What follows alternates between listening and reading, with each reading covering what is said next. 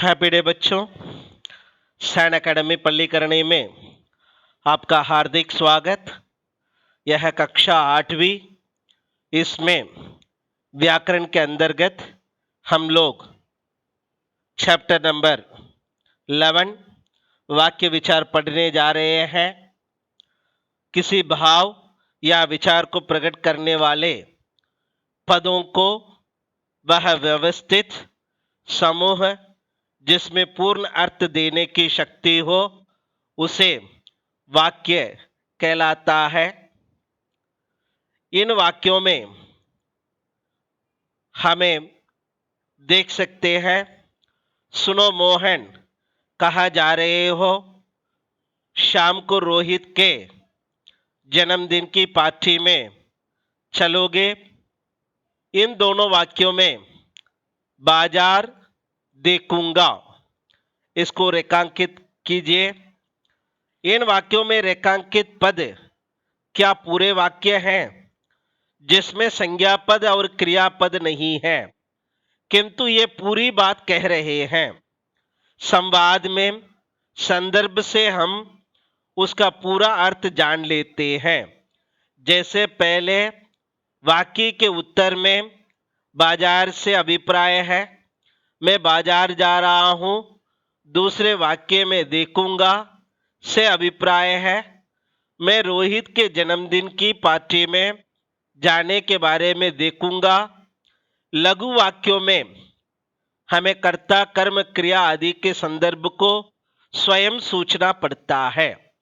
वाक्य में आपको दो चीज देखने की जरूरत है, एक उद्देश्य है, दूसरा विधेय है। उद्देश्य कर्ता कहलाता है, कर्ता का जितना भी विस्तार है वो विधेय है। इस प्रकार वाक्य के हम दो भाग देख सकते हैं, दो अंग होते हैं। एक होता है उद्देश्य, दूसरा होता है विधेय। वाक्य के जिसके बारे में कहा जाता है उसे उद्देश्य कहते हैं और उद्देश्य की विशेषता बताने वाले शब्द को उद्देश्य का विस्तार कहा जाता है। इस प्रकार ये उद्देश्य है। विधेय का मतलब उद्देश्य के बारे में जो कुछ कहा जाता है वह विधेय कहलाता है। इस प्रकार वाक्य के दो अंग आपने देखा है। अब रचना की दृष्टि से वाक्य के तीन भेद होते हैं, सरल वाक्य, संयुक्त वाक्य और मिश्र वाक्य। सरल वाक्य, एक क्रिया वाले वाक्य को सरल वाक्य कहते हैं। इसमें उद्देश्य एक से अधिक हो सकते हैं परंतु विधेय एक ही होते हैं। जैसे राकेश अपना काम कर रहा है, यह पहला वाक्य। अध्यापिका के आने पर पढ़ाई आरंभ हुई है। इन दोनों वाक्य सरल वाक्य के उदाहरण हैं। अब आइए संयुक्त वाक्य। इनमें से दो या दो से अधिक सरल वाक्य समुच्चय बोधक अव्यय से जुड़े होते हैं।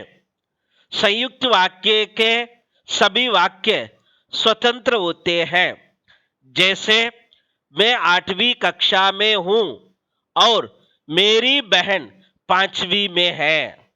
इसका मतलब पहला वाक्य दूसरा वाक्य स्वतंत्र है, बीच में से समुच्चय बोधक और शब्द है, इसलिए इस वाक्य को हम क्या कहेंगे? संयुक्त वाक्य कहेंगे। अब आइए नंबर 3 पर मिश्र वाक्य देखते हैं। जिस वाक्य में एक वाक्य प्रधान हो, एक या एक से अधिक वाक्य उपवाक्य और वे प्रधान वाक्य पर आश्रित हो, ऐसे वाक्य मिश्रित वाक्य कहलाता है। जैसे उदाहरण के तौर पर देखिए, अध्यापिका ने कहा है कि इस वर्ष छुट्टियां केवल 1 सप्ताह की होगी। यह नंबर 1 वाक्य। नंबर दूसरा वाक्य है, मुझे मालूम नहीं कि उसका घर कहाँ है। यह दूसरा वाक्य है। ये दोनों जो है मिश्र वाक्य है। यह मिश्र वाक्य संयुक्त वाक्य सरल वाक्य रचना के आधार पर है। ऐसे वाक्य परिवर्तन भी आप देख सकते हैं। सरल वाक्य से संयुक्त वाक्य कैसे? शाम होने पर बच्चे घरों की ओर चल पड़े, ये सरल वाक्य है।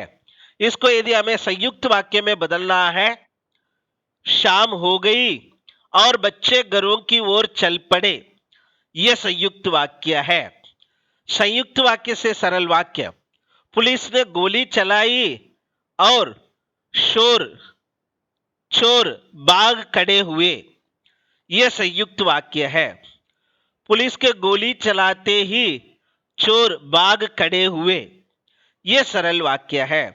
इस प्रकार सरल वाक्य संयुक्त वाक्य को हमें समझना चाहिए। अब आइए मिश्र वाक्य से सरल वाक्य, जो परिवर्तन करता है उसे सफलता मिलती है, यह मिश्रित वाक्य है। इससे सरल वाक्य में परिश्रम करने वाले को ही सफलता मिलती है, यह सरल वाक्य है। अब हमने वाक्य परिवर्तन देखा और रचना की दृष्टि से वाक्य के भेद देखा। अब विधानार्थक वाक्य मतलब अर्थ की दृष्टि से वाक्य के 8 भेद होते हैं। आपने 6 और 7 में भी पढ़ा होगा।